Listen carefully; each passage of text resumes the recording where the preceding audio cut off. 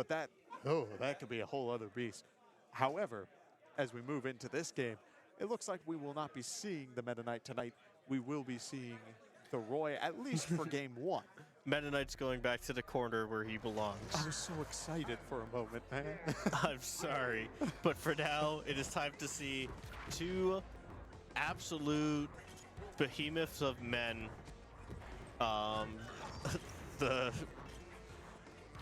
The fine gentleman of Super Smash Bros. Ultimate, of course, Roy and Snake.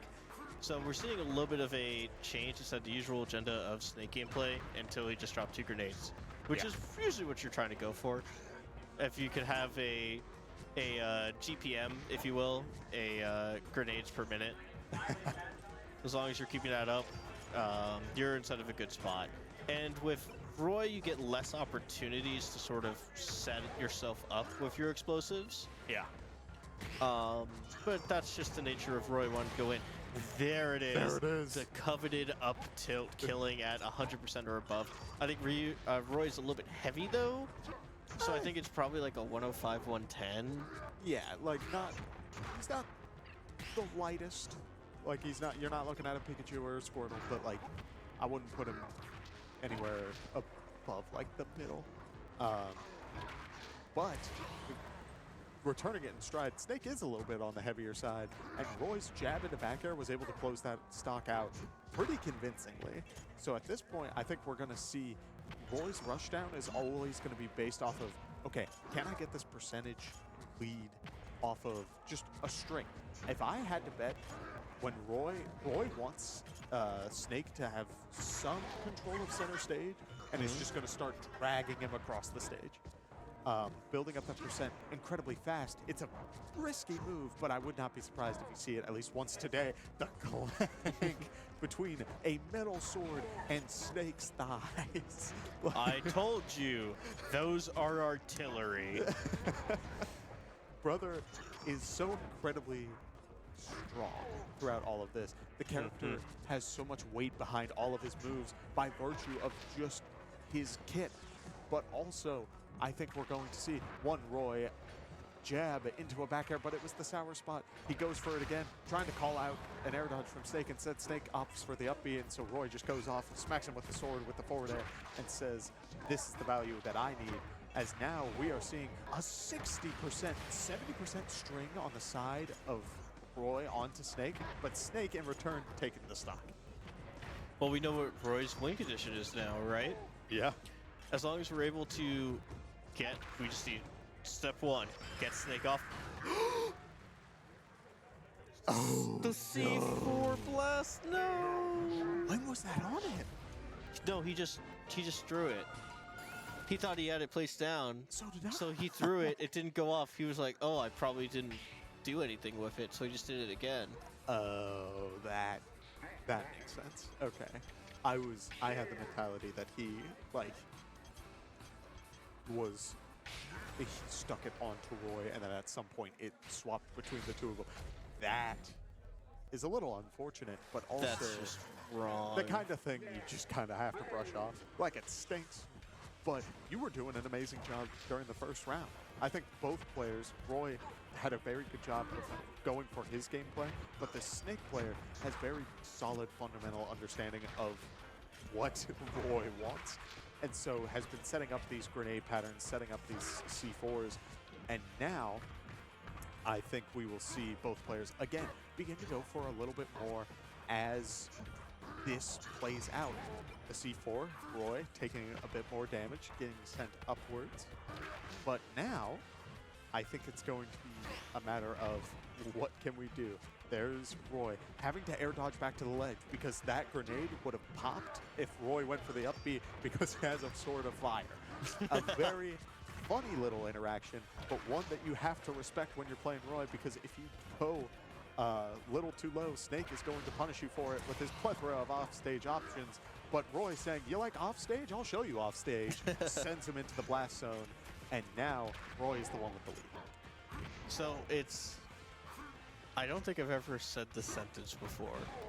We're seeing a very methodical and thinking Roy going into it.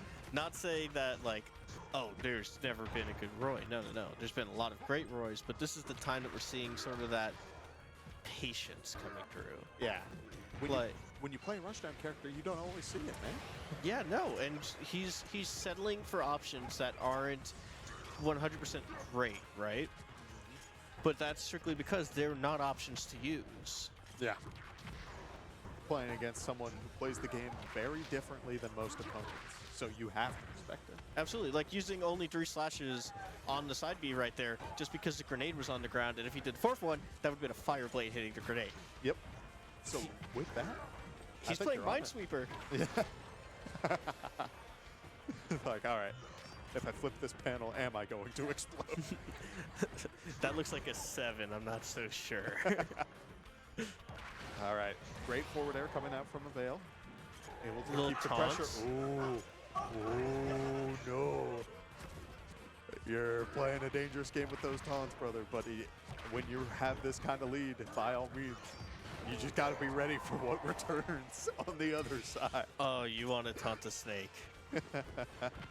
This is, if you give a mouse a cookie, if you give a snake a taunt. Yeah, brother got a full setup and said, what in the world?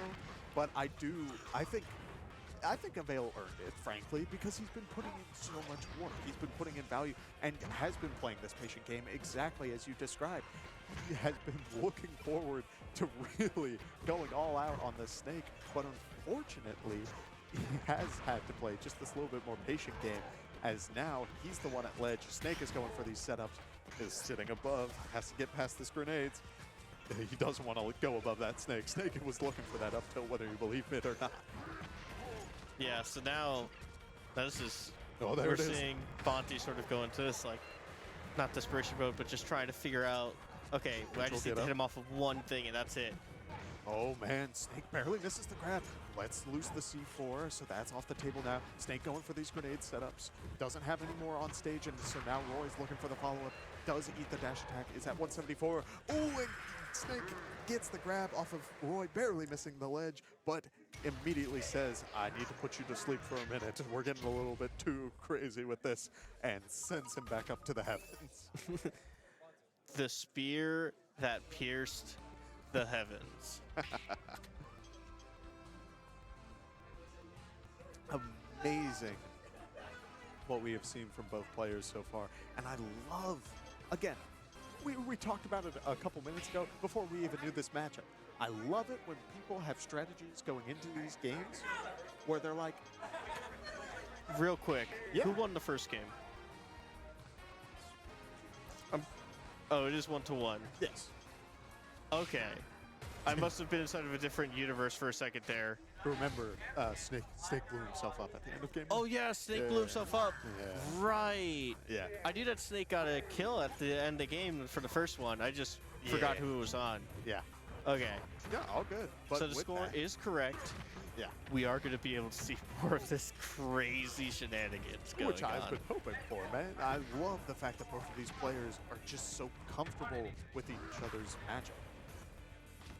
With all of that being said, I do think it's going to be a matter of Roy going for these, like, again, we've seen it.